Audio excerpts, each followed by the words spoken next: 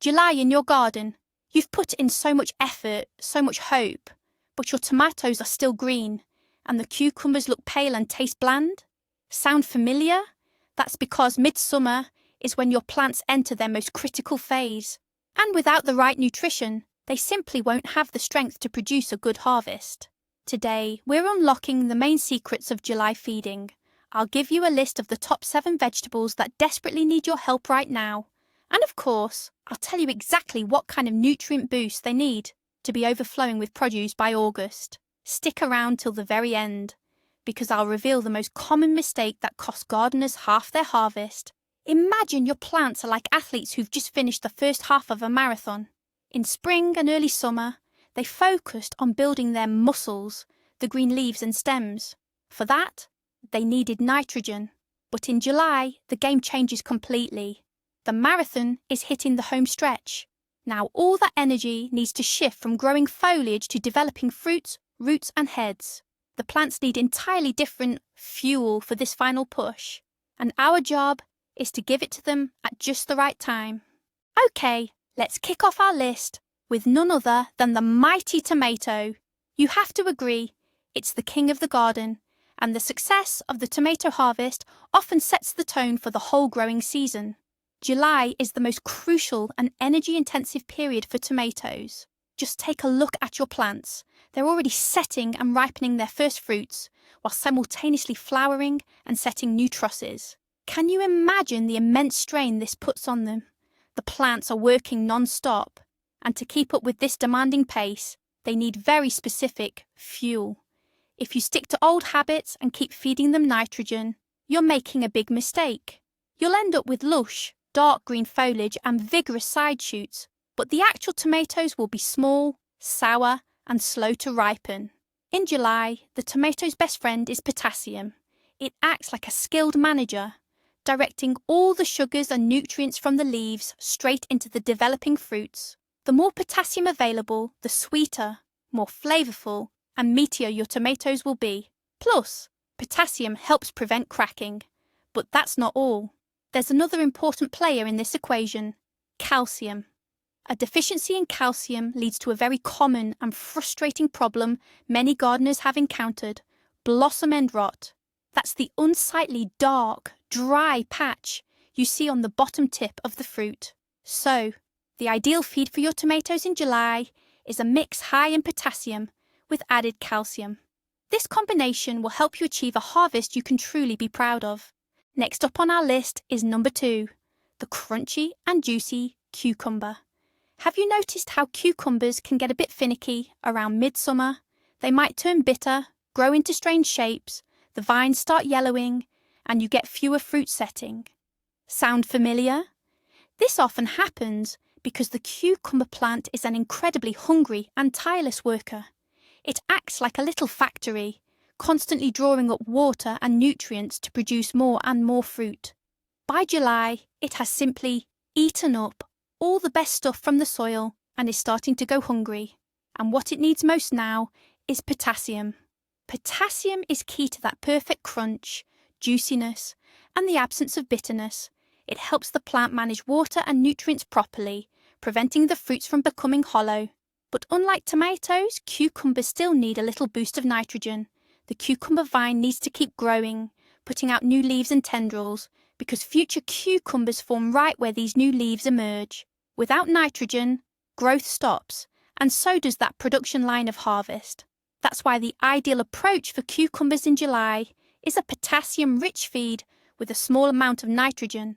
This gives the plant the energy for both healthy green growth and abundant fruiting right up until the cold weather arrives. Now let's talk about our heat-loving southern friends. Third and fourth on our list are close relatives: peppers and eggplants. For them, July is their time to shine. They're actively flowering and starting to form those fruits we've been waiting for. But this is exactly where many gardeners face a common disappointment. Flowers drop off. Tiny fruits turn yellow and fall before they even have a chance to grow. Why does this happen? The simple answer is, the plant just doesn't have enough energy. Imagine each flower is a little startup needing investment. The main energy currency for that investment? It's phosphorus. Phosphorus gives the plant the energy needed for flowering and for that crucial first step, setting the fruit. If there isn't enough phosphorus in the soil, the plant essentially says, "Sorry, the budget for this project is used up. We are shutting it down." And it simply drops the flower or the tiny fruit. But phosphorus isn't the whole story. Once the fruit has set, our old friend potassium comes into play. It's responsible for the quality of your future harvest. Want to get peppers with thick, juicy, sweet walls? You need potassium. Dreaming of large, firm, glossy eggplants without bitterness or hollow spots? Again, that's potassium. It helps the plant move nutrients into the developing fruit, making them tasty and appealing. So, in July, peppers and eggplants truly need this dual support: phosphorus for quantity, getting those fruits to set, and potassium for quality, developing a great harvest. Our fifth garden star is the tireless zucchini, or, as it's sometimes jokingly called, the garden foundling. It seems ready to grow anywhere and produce endlessly. You just have to keep picking them. But that impression is misleading. The zucchini, much like a true marathon runner, quickly runs out of steam if it's not supported throughout the race. Its incredible productivity is both its greatest strength and its biggest weakness. It sucks up nutrients from the soil at an astonishing rate. While soil reserves might be enough in early summer, by July the ground beneath it is often severely depleted. What happens next? The plant starts sending out distress signals. You might notice that the tips of young developing fruit begin to yellow, rot, and drop off. This is the first and clearest sign of nutrient deficiency. The zucchini simply can't feed all its potential fruit. Just like peppers and eggplants, it desperately needs phosphorus for setting new fruits. And of course, it needs potassium to ensure the growing zucchini are straight, firm, and don't become watery. So, if you want your zucchini production line to keep running smoothly until late fall, you need to regularly give it a balanced feed. The foundation of this complete meal should be potassium and phosphorus. This kind of support will help the plant not only set new fruit, but also bring them to full maturity, maintaining excellent taste and quality. Don't let your marathon runner collapse before the finish line. Coming up next in our programme is the queen of the vegetable patch, cabbage. This is especially true for its mid-season and late varieties, as July marks their most crucial period.